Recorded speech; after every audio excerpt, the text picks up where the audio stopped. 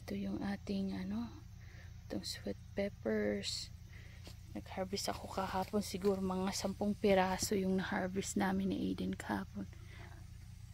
Sinama namin sa aming tinola. Pero ayan, napakarami pa rin bunga. At mahahaba po siya. Mahaba yung bunga. Ayan, at ang tataba nila. Very healthy yung dahon.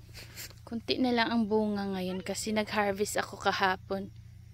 Madami akong hinarvest. Just a minute, Aiden.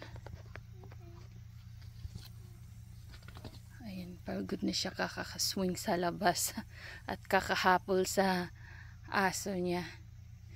Maganda kasi sa umaga pagka ganito na hindi pa masyadong masakit sa balat yung araw. Tayo. Nagpapainit sa labas. Habang naglalaro sa Aiden sa kanyang aso sa labas, ako din dito sa garden dinidiligan ko yung mga halaman. Thank you guys for watching.